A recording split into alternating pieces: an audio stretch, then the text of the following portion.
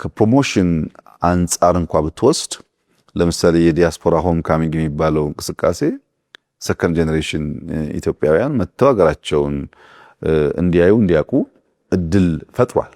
ኢትዮጵያ እዛ ሆኖ እንደሰማት አይደለችም። ኢትዮጵያ ብዙ ሰዎች እንደሚያማሩትባት አይደለችም። ኢትዮጵያ ለመግባት የምታስጠላ ሀገር አይደለችም። እቺ ሀገር እውን የኛ ናት እንዴ?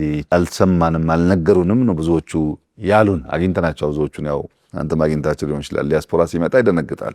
እዛ ሆኖ የሚሰማውና እዚህ የሚያየው ለየቅል ስለሆነ ያው ሰው ሀገሩን ይወዳል። ሀገሩ ላይ ቆንጆ ነገር ማየት ይፈልጋል። ወሬው ነው የሚያዛባው እንጂ ሲያይ በጣም ነው እፎይታ የሚሰማው።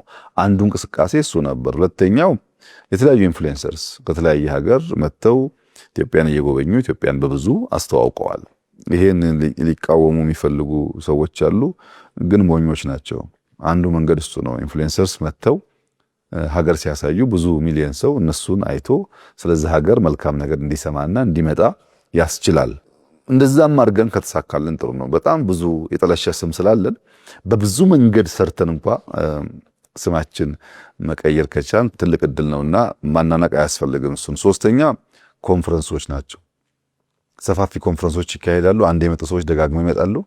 እዚህ ሀገር ያለውን የኮንፈረንስ ስርዓት እየወደዱ እና ያደነቁ ወይዘሩንም ሰርቪሱንም ደጋግሞ መምጣት ይሞክራሉ። ለምሳሌ ዩኤን ሪትሪት አምና ጀምሮ ነበር፣ ዘንድሮም አድርጓል።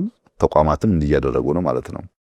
ሌላ የመሪዎችን ጉብኝት የወሰድክ እንደሆነ ከዚህ ቀደም እንደምናደርገው ጀስት መጥቶ ቢሮ ስብሰባ አድርጎ አይደለም የሚካሄደው። የመጣ ሰው በተቻለ መጠን አንዳንድ ነገሮች እንዲያይ ይደረጋል። አብሮት ሚዲያ አለ፣ አብሮት የሚመጡ ሰዎች ስላሉ የኢትዮጵያ ሌላ ገጽታ ማየት እንዲችሉ ሙከራዎች ይደረጋሉ። ግን በቂ አይደለም። ብዙ ስራ ይጠበቅብናል።